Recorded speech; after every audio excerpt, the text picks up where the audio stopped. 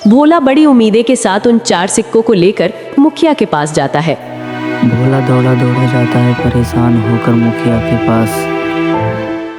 अरे भोला, तुम यहाँ, बताओ कैसे आना हुआ? मुखिया जी, मेरे पास ये सिर्फ 4 सिक्के ही हैं। क्या आप इन सिक्के के बदले मुझे कुछ नए सिक्के दे सकते हैं? अरे भोला, ये सिक्के बेकार हैं, अब ये चलन में नहीं रहा। भला तुम्हें इन सिक्कों के बदले कौन पैसे देगा? सच में तुम बहुत भोला हो। अब मैं क्या करूं? हे भगवान, मैं तो बर्बाद हो गया, मेरा सब कुछ लुट गया। अब देखो भोला, मैंने भी तुम तीनों भाइयों के बंटवारे की बात सुनी है। सुनकर बहुत बुरा लगा। दोनों भाइयों ने तो सब कुछ ले लिया और बदले में तुम्हें कुछ नहीं दिया। ऊपर से उन निर्दयी भाइयों ने तुम्हें घर से भगा भी दिया। हे भगवान, ऐसा भाई तो दुश्मनों को भी ना मिले। अभी क्या करूं मुखिया जी? लगता है मेरी तकदीर में कुछ नहीं है, मेरा मर जाना ही ठीक है।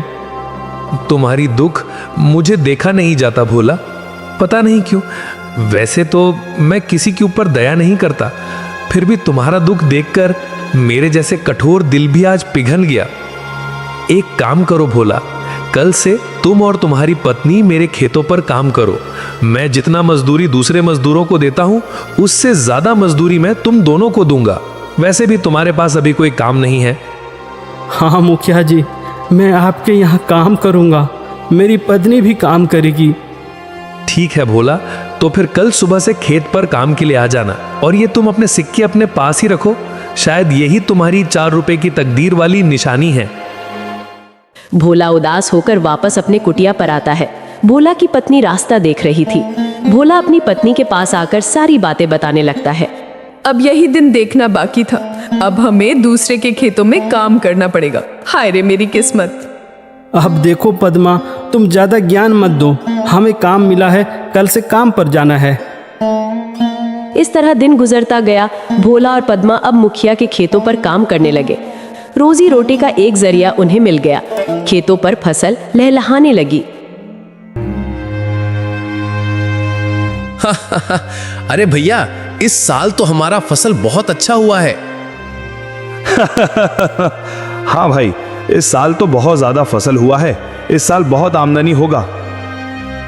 अब चलो भैया, अब घर चलते हैं, कल सुबह फिर आएंगे। दोनों घर वापस जाने लगे। उसके बाद में पहुंच जाते जाते जो रास्ते में 2 आदमी मिले, एक औरत ने और एक। अरे पद्मा, देखो सुबह से दोपहर हो गया है, खाने का वक्त आ गया है, चलो कुछ खा लेते हैं।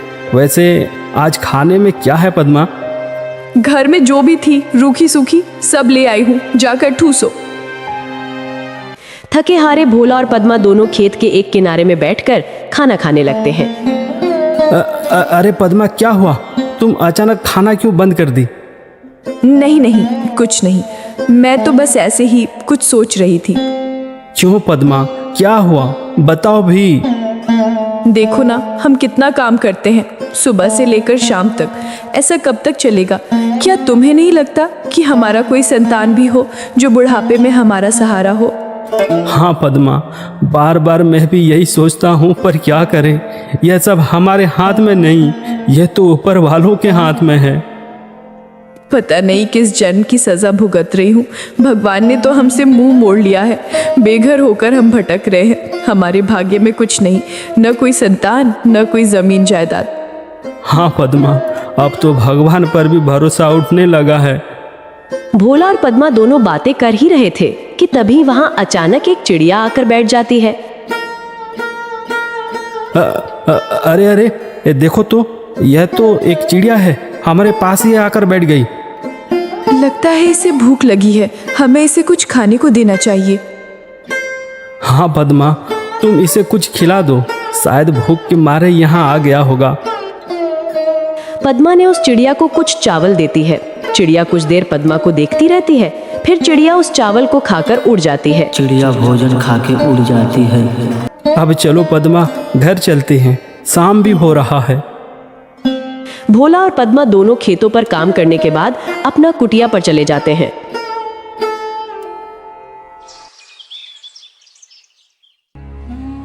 सुनिए भोला जी, ये फावड़ा उठाओ और मेरे साथ चलो। पर कहाँ? तुम फावड़ा लेकर कहाँ जाने की बातें कर रही हो?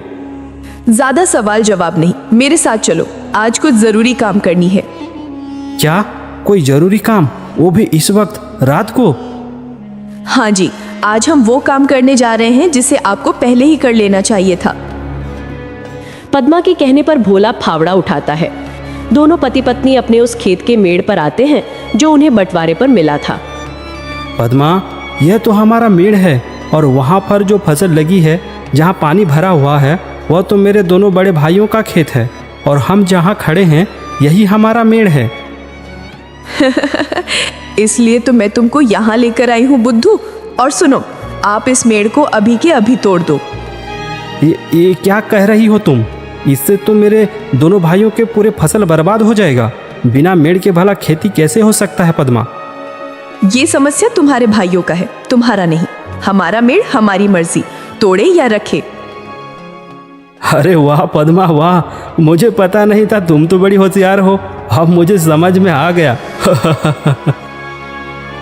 इस तरह पद्मा और भोला ने खेत के सारे मेड़ को तोड़ दिया, जिससे खेतों से पानी बह गया और फसल बर्बाद हो गया। अगली सुबह जब दोनों भाई खेत पर पहुंचते हैं, हे भगवान, ये क्या हो गया? हमारे सभी फसल तो बर्बाद हो गया। कितनी अच्छी फसल लगी थी, सोचा था इस साल सोने के गहने लूंगा, पर सपना सपना ही रह गया। अरे भाई, हम दोनों तो बर्बाद हो गए रे। कितनी अच्छी फसल लगी थी, अब बिना पानी से सब सूख गया। भला अब फसल कैसे होगी? अरे भैया, वो देखो, खेत का मेड़ को किसी ने तोड़ दिया है।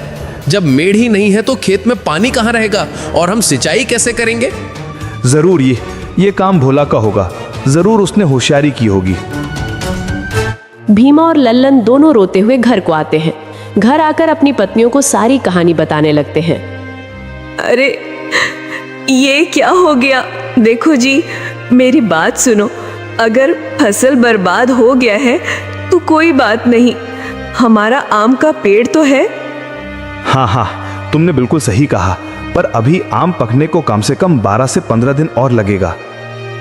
हाँ भैया, जब आम पक जाएंगे तो हम उसे बाजार ले जाकर अच्छे पैसे कमा सकते हैं। हाँ लल्लन, तुम बिल्कुल ठीक कह रहे हो। अब यही एक रास्ता बचा है, वरना हम सब भूखे मर जाएंगे।